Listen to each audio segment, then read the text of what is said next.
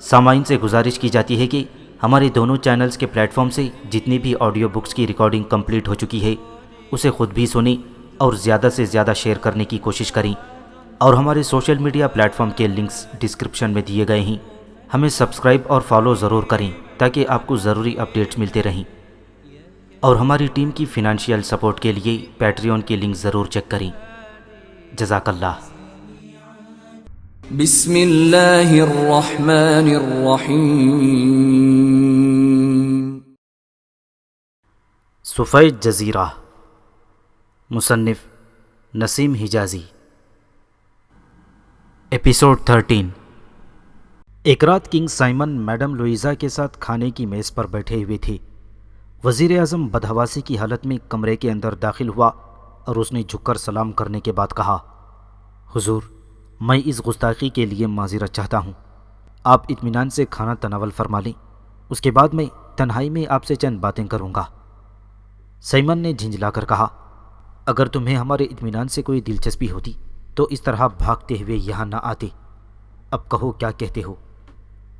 وزیر اعظم نے کہا، حضور، پچھلے دنوں خبر آئی تھی کہ ہمارے گشتی سفیر مسٹر چنگسن نے یورپ کا دورہ کرنے کے بعد لندن پہنچ کر ملکہ عالیہ اور شہزادی لیکا میکا کے ساتھ چند ملاقاتیں کی ہیں۔ سائمن نے کہا، یہ خبر ہم 20 مرتبہ سن چکے ہیں، اور ہم نے وزیر خارجہ کو یہ حکم دیا تھا کہ وہ وہاں پہنچتے ہی ہمیں ان لوگوں کی سرگرمیوں کی اطلاع دیں۔ وزیر اعظم نے کہا، حضور والا، میں اسی لیے حاضر ہوا ہوں کہ ہمارے وزیر خارجہ لندن پہنچ چکے ہیں اور انہوں نے ابھی میرے ساتھ ٹیلی فون پر بات کی ہے۔ وہ کیا چاہتا ہے؟ حضور والا، اس نے مجھے بتایا ہے کہ ملکہ وائٹ روز نے ایک کتاب لکھی ہے اور یہ کتاب لندن اور نیو یارک سے بیک وقت شائع ہوئی ہے۔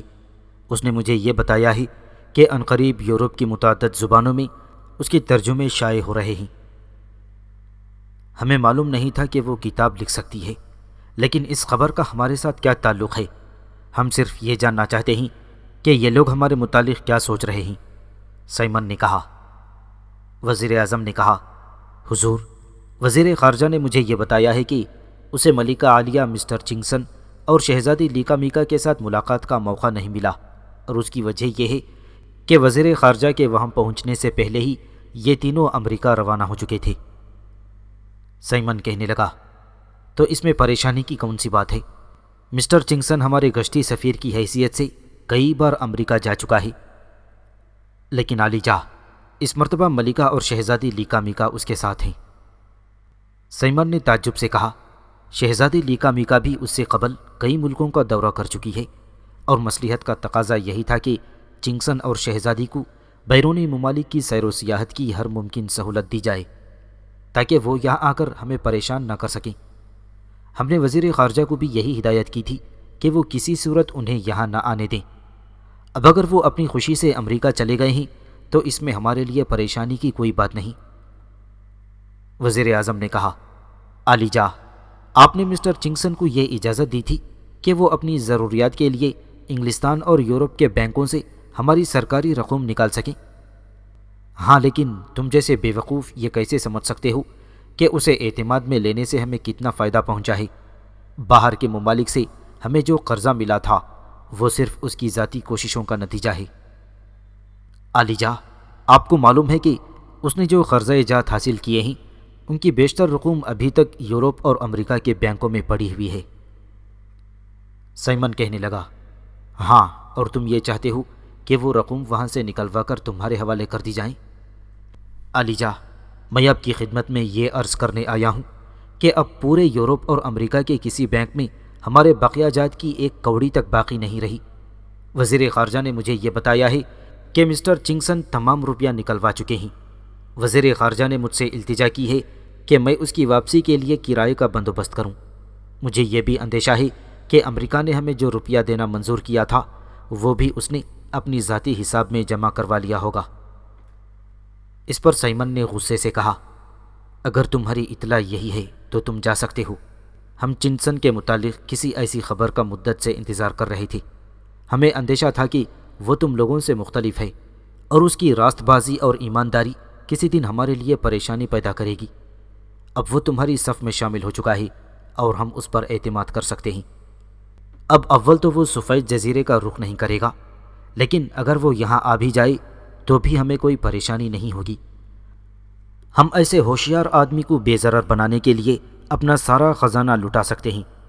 تم وزیر خارجہ کو یہ پیغام دو کہ وہ واپس آنے کے بجائے امریکہ جا کر اس سے ملاقات کرے اور اسے ہماری طرف سے یہ پیغام دے کہ ہم تم سے پچھلے بقایا جات کا کوئی حساب نہیں مانگیں گے، اور اگر تم بیرونی ممالک سے مزید قرضہ دلانے میں ہماری مدد کرو گے تو ہم تہہ دل سے تمہارے ممنون ہوں گے۔ وزیر اعظم نے کہا، عالی جاں، میں یہ عرض کر رہا تھا کہ یہ معاملہ بہت نازک ہے۔ اس ملک کا کوئی باشندہ مسٹر چنگسن کے متعلق یہ نہیں سوچ سکتا کہ وہ سرکاری روپیے کے معاملے میں بددیانت ہو سکتا ہے۔ مجھے اندیشہ ہے کہ وہ کوئی خطرناک سازش کر رہا ہے، اور اب تو میں یہاں تک کہنے کے لیے تیار ہوں کہ ہمارے خلاف باغیانہ اشتہارات تقسیم کرنے والی خفیہ جماعت کا اس کے ساتھ کوئی نہ کوئی تعلق ضرور ہے۔ مجھے ڈر ہے کہ جو روپیہ اس کے قبضے میں آ چکا ہے وہ سفید جزیرے کے مفاد کے لیے خرچ ہوگا، اور جو لوگ سفید جزیرے کے مفاد کے لیے سوچتے ہیں ان کی پہلی اور آخری کوشش یہی ہوگی کہ ہمارے بستر گول کر دیے جائیں۔ حضور، آپ تھوڑی دیر ضبط سے کام لیں اور اس عاجز کو بات کرنے کا موقع دیں۔ سائمن نے غصے سے دانت پیستے ہوئے کہا، ہم تم سے یہ پوچھنا چاہتے ہیں کہ ہمارا وزیر اعظم بننے سے پہلے تم کیا تھے؟ جناب، میں وزیر اعظم بننے سے پہلے وزیر تھا۔ وزیر بننے سے پہلے کیا تھے؟ جناب، اس سے پہلے بھی میں ایک وزیر تھا۔ آپ کی عنایت سے میں کئی وزارتیں بھگتا چکا ہوں۔ سائمن نے ایک چمچ اٹھا کر میز پر مارتے ہوئے کہا، بے وقوف، میرا مطلب یہ ہے کہ جب تم وزیر نہیں بنے تھے تو کیا تھے؟ عالی جاں، جب تک حضور نے مجھے وزیر بننے کا اہل نہیں سمجھا تھا میں ایک چینگی کا محرر تھا، اور اب تم مجھے مروب کرنے کی کوشش کر رہے ہو۔ نہیں عالی جاں، مجھ سے یہ گستاخی نہیں ہو سکتی۔ میں وزیر اعظم ہوتے ہوئے بھی اپنے آپ کو ایک چینگی کے محرر بننے سے زیادہ حقیر سمجھتا ہوں، لیکن میں اگر کوئی خطرہ دیکھوں تو حضور کو خبردار کرنا میرا فرض ہے، ورنہ مجھے اندیشہ ہے کہ حضور کسی دن واپس چلے جائیں گے اور اس عاجز کو چینگی کی محرری بھی نہیں ملے گی۔ عالی جاں، مجھے بات کرنے کا موقع دیجیے۔ ہو سکتا ہے کہ میری بات سننے کے بعد آپ مجھے اس قدر بے مغز خیال نہ کریں۔ میں یہ عرض کر رہا تھا کہ ملکہ عالیہ نے جو کتاب لکھی ہے وہ… سائمن انتہائی غضبناک حالت میں ایک بعد دیگرے چند پلیٹیں پکڑ کر سامنے کی دیوار پر مارتے ہوئے کہنے لگا، ابے او الو، تم پھر اس کتاب کا ذکر لے آئے؟ وزیر اعظم نے ہاتھ جوڑ کر کہا، عالی جاں، خدا کے لیے مجھے یہ بتانے کا موقع دیجیے کہ ملکہ وائٹ روز نے جو کتاب لکھی ہے وہ آپ کے متعلق ہے۔ اس کتاب کا عنوان ہے کنگ سائمن کے ساتھ 1 سال۔ آگے آپ سوچ سکتے ہیں کہ ملکہ نے اس کتاب میں کیا لکھا ہوگا۔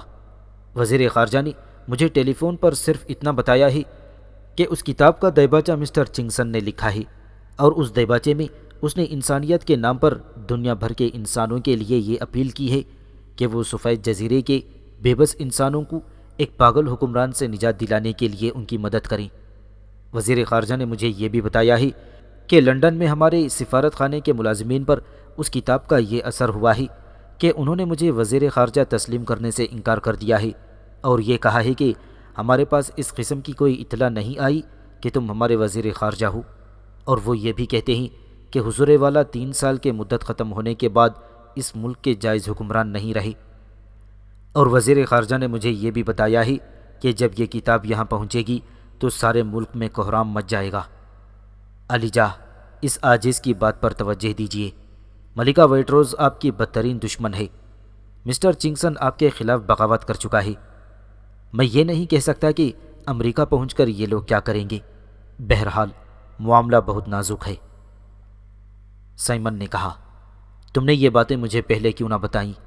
اب وزیر خارجہ کو یہ حکم دو کہ وہ لندن سے امریکہ روانہ ہو جائے اور ہمیں کسی تاخیر کے بغیر یہ اطلاع دے کہ وہاں ہمارے خلاف کیا ہو رہا ہے۔ وزیر اعظم نے کہا، عالی جاں، مجھے یقین تھا کہ آپ مجھے یہی حکم دیں گے، اس لیے میں نے پہلے ہی اسے یہ حکم دے دیا تھا۔ میں نے اس کے اخراجات کا بھی بندوبست کر دیا تھا۔ مدام لوئیزا نے کہا، اگر اجازت ہو تو اس سلسلے میں بھی کچھ عرض کرنا چاہتی ہوں۔ ہاں بولو، سائمن نے کہا۔ میں یہ چاہتی ہوں کہ اس کتاب کی ایک جلد فوراً منگوا لی جائے۔ اس پر وزیر اعظم نے کہا، جناب، میں پہلے ہی اس بات کا انتظام کر چکا ہوں۔ مجھے امید ہے کہ 2 دن تک اس کتاب کی 5 جلدیں ہوائی ڈاک کے ذریعے یہاں پہنچ جائیں گی۔ ایک صبح 10 بجے کے قریب اعلیٰ حضرت کنگ سائمن گہری نیند سو رہے تھے۔ مدام لوئیزا کمرے میں داخل ہوئی اور ان کا بازو پکڑ کر جھنجھوڑنے لگی۔ اعلیٰ حضرت نے آنکھیں کھولیں اور اٹھ کر بیٹھ گئے۔ یور میجسٹی، وزیر خارجہ واپس آ گئے ہیں۔ سائمن نے چونک کر کہا، وہ کب آیا؟ لوئیزا نے کہا، وہ رات پچھلے پہر یہاں پہنچا تھا اور صبح سے ملاقات کے کمرے میں آپ کا انتظار کر رہا ہے۔ تم نے ہمیں اطلاع کیوں نہ دی؟ آپ کئی دن کے بعد گہری نیند سوئے تھے اور میں نے جگانا مناسب نہ سمجھا۔ سائمن نے بستر سے اٹھ کر سلیپر پہنتے ہوئے کہا، ہم کوئی بھیانک خواب دیکھ رہے ہوں گے۔ اور پھر وہ دروازے کی طرف بڑھتا چلا گیا۔ جناب ٹھہریے، آپ نے لباس تبدیل نہیں کیا۔ ہمیں لباس تبدیل کرنے کی ضرورت نہیں ہے۔ 1 منٹ کے بعد اعلیٰ حضرت ملاقات کے کمرے میں اپنے وزیر خارجہ کے ساتھ باتیں کر رہا تھا۔ تم نے بہت دیر لگائی، ہم بہت پریشان ہو رہے تھے، وزیر خارجہ نے کہا۔ میں نے یورپ اور امریکہ میں 1 منٹ بھی ضائع نہیں کیا۔ لندن اور واشنگٹن اور نیو یارک کے بعد مجھے ضروری معلومات حاصل کرنے کے لیے پیرس اور برلن میں بھی رکنا پڑا تھا۔ سائمن نے مضطرب ہو کر پوچھا، تمہیں تمہید کی کوئی ضرورت نہیں، پہلے یہ بتاؤ وہ لوگ ہمارے خلاف کیا سازش کر رہے ہیں؟ وزیر خارجہ نے کہا، عالیجا، میں پوری کوشش کے باوجود کسی سازش کا سراغ نہیں لگا سکا۔ یہ درست ہے کہ مسٹر چنگسن نے تمام بیرونی بینکوں سے ہماری رقومات نکلوا لی ہیں، اور یہ بھی درست ہے کہ ہمارے متعلق لندن، واشنگٹن، برلن اور پیرس میں ہمارے سفارت خانوں کے ملازمین کے خیالات انتہائی باغیانہ ہو گئے ہیں۔ وہ میرا حکم ماننا تو درکنار، میرے ساتھ بات کرنا بھی گوارا نہیں کرتے۔ لیکن ان سب باتوں کے باوجود میں کسی سازش کا پتہ نہیں لگا سکا۔ میں ایک دلچسپ بات بتانے سے پہلے آپ سے ایک سوال پوچھ لینا ضروری خیال کرتا ہوں۔ عالیجا، کیا یہ درست ہے کہ آپ نے مسٹر چنگسن کو اپنی سیر و سیاحت کے لیے ایک ہوائی جہاز خریدنے کا آرڈر دیا تھا؟ سائمن نے کہا، ہاں، میں نے پچھلے سال اپنے لیے ایک کشادہ اور آرام دہ ہوائی جہاز کی ضرورت محسوس کی تھی، اور چنگسن نے مجھے یہ لکھا تھا کہ میں امریکہ کے کارخانے کو جدید ترین ماڈل کا ایک ایسا ہوائی جہاز بنانے کا آرڈر دے چکا ہوں جس پر ابھی تک کسی ملک کے صدر یا وزیر اعظم کو سفر کرنا نصیب نہیں ہوا۔ وزیر خارجہ نے کہا، تو پھر میری اطلاع درست ہے۔ آپ کی دیکھا دیکھی یہاں کے بعض وزراء نے بھی اپنے لیے ہوائی جہاز کی ضرورت محسوس کی تھی، اور انہوں نے اس مقصد کے لیے لاکھوں روپے کے چیک مسٹر چنگسن کو بھیج دیے تھے۔ اب وہ غیر ملکی بینکوں سے ان کا روپیہ نکلوا چکا ہے، لیکن جہاں تک میری اطلاع کا تعلق ہے، ابھی تک کسی کمپنی کو ہوائی جہازوں کا آرڈر نہیں دیا گیا ہے۔ سائمن نے کہا، ہمیں روپیے کے ساتھ کوئی دلچسپی نہیں، تم یہ بتاؤ وہ آج کل کیا کر رہا ہے؟ وزیر خارجہ نے کہا، عالیجا، میں صرف یہ معلوم کر سکا ہوں کہ وہ امریکہ میں ایک بہت بڑا راکٹ تیار کروا رہا ہے، اور جتنا روپیہ اس کے پاس تھا وہ سب ایک راکٹ بنانے والی کمپنی کو دیا جا چکا ہے۔ میں نیو یارک اور واشنگٹن میں اس کے ساتھ 8 ملاقاتیں کر چکا ہوں، اور میں نے اس کے دل کی بات معلوم کرنے کے لیے عمدن یہ نہیں بتایا تھا کہ میں سفید جزیرے کا وزیر خارجہ ہوں، اور میں نے اس کے ساتھ ایک سیاح کی حیثیت سے ملاقاتیں کی تھیں، اور اس پر یہ تاثر ڈالا تھا کہ میں حضور پرنور کی حکومت کا مخالف اور عوام کا ہمدرد ہوں۔ اس کی باتوں سے مجھے صرف یہ معلوم ہو سکا کہ اس کے دماغ میں ایک راکٹ خریدنے کا خیال جنون کی حد تک پہنچ چکا ہے۔ سائمن کہنے لگا، کیسا راکٹ؟ وزیر خارجہ نے کہا، عالیجا، وہ ایک ایسا راکٹ خریدنا چاہتا ہے جو بآسانی مریخ تک پرواز کر سکے۔ کیا وہ مریخ جانا چاہتا ہے؟ یہ بھی ہو سکتا ہے عالیجا، وزیر خارجہ نے کہا، لیکن اس نے اس قسم کا کوئی ارادہ ظاہر نہیں کیا۔ وہ صرف یہ کہتا ہے کہ مریخ کی طرف اس راکٹ کی پرواز کے ساتھ ہی سفید جزیرے کے تمام مصائب دور ہو جائیں گے۔ میری اطلاعات کے مطابق اس نے جو رقم اب تک کمپنی کو ادا کی ہے وہ راکٹ کی مجموعی قیمت کے 5ویں حصے سے بھی کم ہے۔ تاہم جس متانت اور سنجیدگی کے ساتھ وہ اس کام پر لگا ہوا ہے، اس کے پیش نظر یہ بعید از قیاس معلوم نہیں ہوتا کہ وہ بہت جلد پوری رقم فراہم کر لے گا۔ سب سے زیادہ عجیب بات یہ ہے کہ ملکہ وائٹ روز اور شہزادے لیکا میکا بھی راکٹ خریدنے کے معاملے میں بے حد سنجیدہ ہیں۔ انہوں نے اپنے تمام زیورات مسٹر چنگسن کے حوالے کر دیے ہیں اور ملکہ روز نے اپنی کتاب کی ساری رائلٹی راکٹ فنڈ میں جمع کر دی ہے۔ آپ کو یہ سن کر تعجب ہوگا کہ ملکہ روز نے جو کتاب آپ کے متعلق لکھی ہے وہ لاکھوں کی تعداد میں بک رہی ہے۔ یورپ میں کئی زبانوں میں اس کا ترجمہ ہو چکا ہے اور ہالی ووڈ کی ایک کمپنی نے $10 لاکھ کے عوض اسے فلمانے کے حقوق خرید لیے ہیں۔ مجھے یہ امید نہ تھی کہ یہ واہیات کتاب اس قدر مقبول ہوگی۔ سائمن نے کہا، ہم وہ کتاب دیکھ چکے ہیں اور تمہیں بار بار اس کا ذکر کرنے کی ضرورت نہیں۔ وزیر خارجہ نے کہا، عالیجا، کتاب کا ذکر میں نے اس لیے کیا ہے کہ اس کے اختتام پر ملکہ نے مہذب دنیا کے عوام سے یہ اپیل کی ہے کہ اگر انہیں سفید جزیرے کے عوام سے کوئی دلچسپی ہے تو وہ مسٹر چنگسن کی راکٹ فنڈ میں دل کھول کر چندہ دیں، اور امریکہ کی عوام اس سے خاصے متاثر نظر آتے ہیں۔ ان دنوں ملکہ وائٹ روز بڑے بڑے شہروں میں تقریریں کرتی ہے اور لوگوں کو یہاں کی عوام کی مظلومیت کے فرضی قصے سنا کر چندہ جمع کرتی ہے۔ عورتیں ان کی تقریروں سے خاص طور پر متاثر ہوتی ہیں۔ میں نے نیو یارک میں ایک جلسہ دیکھا تھا جس میں ایک امیر بیوہ نے راکٹ فنڈ کے لیے $5000 کا چیک پیش کیا تھا۔ بعض اخبارات امریکی حکومت کو مجبور کر رہے ہیں کہ وہ پسماندہ ممالک کی امداد کے فنڈ سے ایک معقول رقم چنگسن کے راکٹ فنڈ کو ادا کرے، اور یہ عین ممکن ہے کہ امریکہ کی حکومت اس سلسلے میں اس کی مدد پر آمادہ ہو جائے، ورنہ وہ دوسرے ممالک سے مدد حاصل کرنے کی کوشش کرے گا۔ سائمن کہنے لگا، لیکن وہ احمق راکٹ خرید کر کرے گا کیا؟ وزیر خارجہ نے کہا، عالیجا، میں اس سے کئی بار یہ سوال پوچھ چکا ہوں، لیکن وہ ہر بار یہی جواب دیتا تھا کہ یہ ایک راز ہے اور اس کا قبل از وقت انکشاف سفید جزیرے کے عالم و مصائب میں مزید اضافے کا باعث ہوگا۔ سائمن کہنے لگا، ہمارے لیے یہ سمجھنا مشکل نہیں کہ وہ اس راکٹ کو ہمارے خلاف استعمال کرے گا، لیکن یہ بات ہماری سمجھ میں نہیں آتی کہ اس کے استعمال کی کیا صورت ہوگی۔ کیا وہ اس راکٹ کو امریکہ سے اڑا کر ہمارے محل پر گرانا چاہتا ہے؟ وزیر خارجہ نے کہا، اس بات کا کوئی امکان نہیں عالیجا، میں اس بارے میں پوری تسلی کر چکا ہوں کہ یہ راکٹ صرف خلائی پرواز کے کام آ سکتا ہے۔ امریکہ کے دفتر خارجہ نے میرے استفسار پر یہ بتایا تھا کہ ہم یہاں سے کسی ملک کو کوئی ایسا راکٹ خریدنے کی اجازت نہیں دیں گے جو جنگ کے کام آ سکتا ہو۔ تاہم کوئی ایسی بات ضرور ہے جسے مسٹر چنگسن ابھی ظاہر نہیں کرنا چاہتا۔ ہمارے اپنے ملک کے 11 سائنسدان اسی فیکٹری میں تربیت حاصل کر رہے ہیں جہاں یہ راکٹ تیار ہو رہا ہے۔ سائمن کہنے لگا، تمہارے ملک کے 11 سائنسدان، وہ وہاں کیسے پہنچ گئے؟